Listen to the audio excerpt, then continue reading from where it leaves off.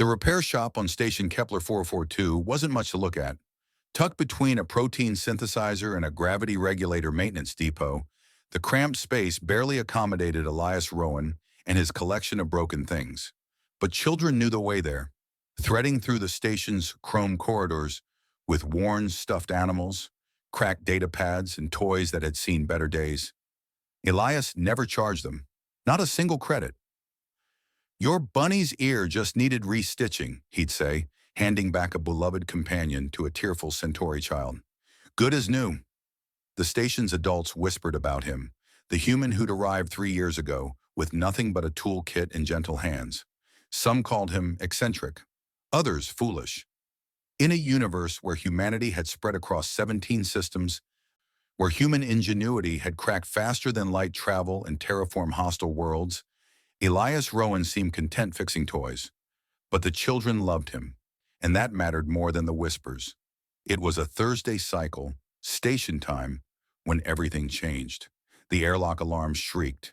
Emergency lights bathed the station in crimson as automated announcements echoed through every corridor. "Hull breach detected. Section 7. All personnel evacuate immediately."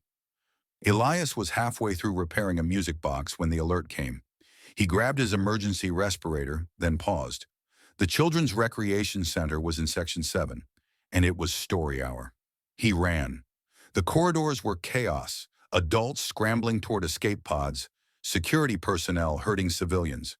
Elias pushed against the tide, his heart hammering. When he reached Section 7's blast doors, they were already sealing. "Sir, you can't—" A security officer grabbed his arm. Elias wrenched free, diving through the narrowing gap. The door sealed behind him with a pneumatic hiss. Ahead, through the thickening smoke, he heard it, crying. 12 children huddled in the rec center, their caretaker unconscious from a fallen beam. The viewport had cracked, not fully breached, but the reinforced glass spiderwebbed with fractures. Elias's engineering mind calculated. Minutes, maybe less, before catastrophic failure. "Listen to me," Elias said, kneeling before the terrified group. His voice carried the same gentle certainty he used when promising a toy could be fixed. "We're going to play a game. I need you all to hold hands and follow me. Can you do that?" They nodded, small faces streaked with tears. Elias hoisted the unconscious caretaker over his shoulder, grunting with effort. Then he noticed something impossible in the corner. A nest of emergency thermal blankets, and inside eggs. Not station equipment. Actual eggs, each one shimmering with bioluminescent patterns. One was cracking. There was no time. The viewport groaned. Elias made a decision that defied logic. He scooped the nest into his jacket. Then, with 12 children holding hands behind him and an unconscious woman on his shoulder, he navigated the smoke-filled corridors by memory. The emergency access tunnel. Maintenance personnel only. He'd mapped every inch of this station during his first week, unable to sleep without understanding the spaces around him. That human quirk, that need to know, to understand, to prepare, saved them. They emerged in Section 4 as Section 7's viewport finally shattered into space. The station commander personally thanked him. The parents wept. The news feeds called him a hero. Elias deflected it all, uncomfortable with attention. What he couldn't deflect were the eggs. They hatched in his shop that night. 3 of them. Tiny dragons, each no larger than his hand, with scales that shifted between colors like oil on water. They chirped, a sound between bird song and violin strings, and looked at him with eyes far too intelligent for newborns. Elias should have contacted xenobiology, should have reported the discovery. Instead, he found himself warming formula in a bottle, fashioned from a toy baby's feeding set he'd repaired last week.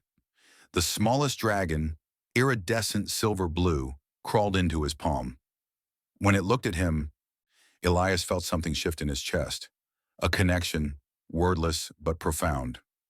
"I'll call you Lumira," he whispered. Days became weeks. Elias researched frantically, cross-referencing every xenobiological database he could access. The dragons were Skarathi, a species believed extinct for 3 centuries, victims of their own world's destruction and ruthless poachers who'd valued their scales. These eggs must have been smuggled onto the station. hidden, then abandoned when the breach happened. The dragons grew rapidly but remained small, and they were telepathic. It started with emotions. Elias feeling Lumira's contentment when fed, her fear during storms. Then came images. Finally, 3 weeks after hatching, came words. Warm, safe, you. Elias nearly dropped the wrench he was holding. Lumira perched on his workbench, head tilted. Those luminous eyes fixed on him. You, she repeated, her mental voice like wind chimes.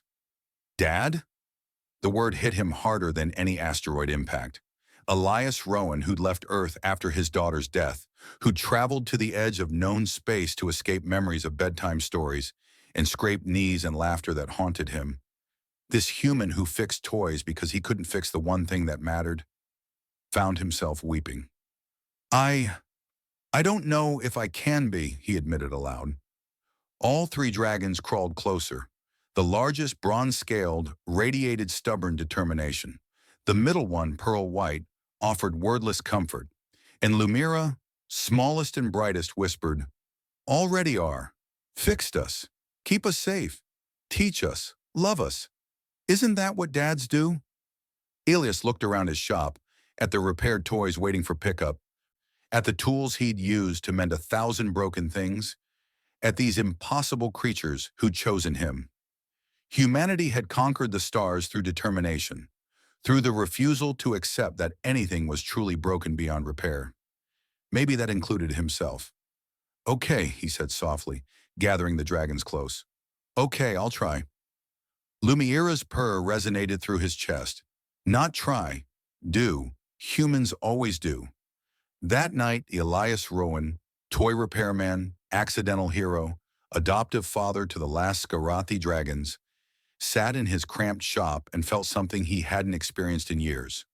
Hope. And when morning came, when parents brought their children for toy repairs, they noticed something different. The human who fixed broken things was smiling, and on his shoulder perched a tiny dragon, wings catching the starlight, whispering to anyone who'd listen, "That's my dad."